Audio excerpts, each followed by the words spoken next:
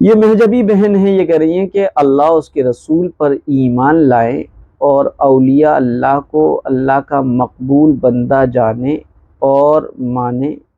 سنی کہتے ہیں حضور کو زندہ ماننا، میلاد منانا اور حضور کا حاضر و ناظر ماننا ضروری ہے۔ کیا یہ عقیدہ صحیح ہے؟ اگر ہے تو پھر عید میلاد النبی نہ منانا صحیح ہے؟ دیکھیے گا، اللہ اس کے رسول پر ایمان لانا بالکل ضروری ہے۔ قُلْ إِن كُنتُمْ تُحِبُّونَ اللَّهَ فَاتَّبِعُونِي يُحْبِبْكُمُ اللَّهُ۔ اللہ نے اعلان کر دیا اگر تم مجھ سے محبت چاہتے ہو، محبت کرتے ہو تو رسول اللہ کی اتباع کرو۔ قُلْ أَطِیعُوا اللَّهَ وَأَطِیعُوا الرَّسُولَ۔ اللہ اس کے رسول کی اطاعت ایمان کے لیے شرط ہے۔ اگر اللہ کی اطاعت نہیں ہے یا اللہ کی اطاعت ہے لیکن رسول کی اطاعت نہیں ہے تو ایمان ہی مکمل نہیں ہوگا۔ تو لہذا اللہ اس کے رسول پر ایمان لانا، بالکل اطاعت کرنا، محبت کرنا اور ساری دنیا اور رشتہ داروں کے مقابلے میں اللہ کے رسول سے زیادہ محبت کرنا، یہ ایمان کے لیے شرط ہے۔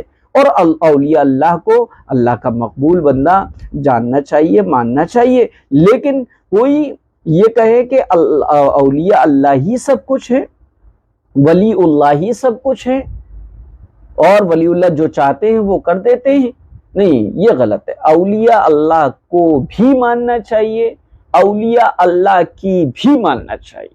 اولیاء اللہ نے اپنی ساری زندگی لوگوں کو بدعات سے، شرک سے بچا کر خالص اللہ سے جوڑا ہے، اور شریعت کے مطابق خود بھی عمل کیا ہے اور شریعت کے مطابق دوسروں کو بھی عمل کرایا ہے۔ اور جو ہے شریعت کے خلاف سے اپنی ساری زندگی وہ ناراض رہے اور شریعت کو اور قرآن اور حدیث کو عام کرنے کے لیے انہوں نے زندگیوں کو وقف کیا ہے۔ اس لیے ولی اللہ کو ماننا ہے، اولیاء اللہ کو ماننا ہے، بزرگان دین کو بھی ماننا ہے اور ان کی بھی ماننا ہے۔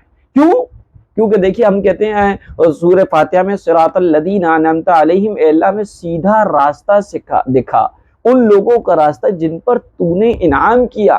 انعام یافتہ طبقے کتنے ہیں؟ 4 ہیں۔ اللہ تعالیٰ نے فرمایا قد انعم اللہ من النبیین، نبی، والصدیقین، صدیقین صحابہ، والشہداء، شہداء، اور صالحین، بزرگ لوگ۔ تو بزرگوں کو ماننا ہے اور بزرگوں کی بھی ماننا ہے۔ اب رہا یہ کہ اللہ کے رسول صلی اللہ علیہ وسلم کا حاضر و ناظر ہونا، تو سننا جائے اہل سنت والجماعت کا عقیدہ یہ ہے کہ آپ صلی اللہ علیہ وسلم اور تمام انبیاء اکرام اپنی قبر مبارک میں زندہ ہیں، اور ان کی حیات اور زندگی دنیاوی حیات کے جیسی ہے، بلکہ اس سے بھی دنیاوی زندگی سے بھی زیادہ پاورفلی ہے، طاقتور ہے، اور دیگر تمام لوگوں کی حیات اور زندگی انبیاء علیہ السلام کی زندگی سے ممتاز، اعلیٰ اور عرفہ ہے، اور وہ سب اللہ رب العزت کی ذات و صفات کے مشاہدہ ہے اور مختلف قسم کی عبادات میں مشغول ہے۔ یہ ضروری نہیں کہ سب نمازوں میں مشغول ہو، بلکہ ممکن ہے کسی کو یہ مشاہدہ بصورت نماز ہوتا ہو اور کسی کو بصورت تلاوت ہوتا ہو، کسی کو اور طریقے سے، لہذا سب مشاہدہ باری تعالیٰ ہیں۔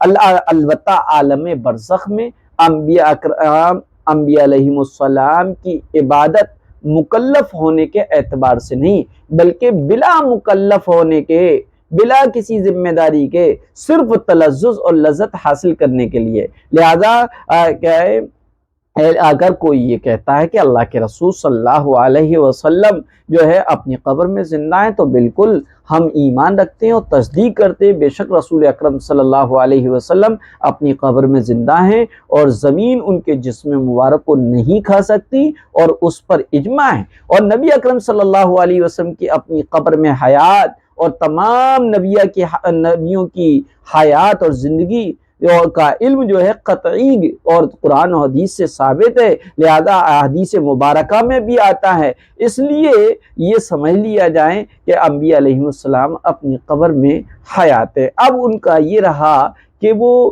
جو ہے حاضر و ناظر ہیں یا نہیں، یا جو ہے وہ کیا ہے سب جگہ آ جاتے ہیں، تو اس لیے ان کے بارے میں یہ سمجھ لیا جائے کہ اللہ کے رسول صلی اللہ علیہ وسلم حاضر و ناظر نہیں ہے، بلکہ حاضر و ناظر ذات جو ہے صرف اور صرف اللہ کی ہے، ہر وقت دیکھ بھی رہی ہے، ہر وقت سن رہی ہے، ہر وقت ہر ایک کے بارے میں جو ہے اس کو علم بھی ہے۔ تو اہل سنت والجماعت کا عقیدہ یہ کہ ہر جگہ موجود یعنی حاضر ناظر صرف اللہ کی ذات ہے۔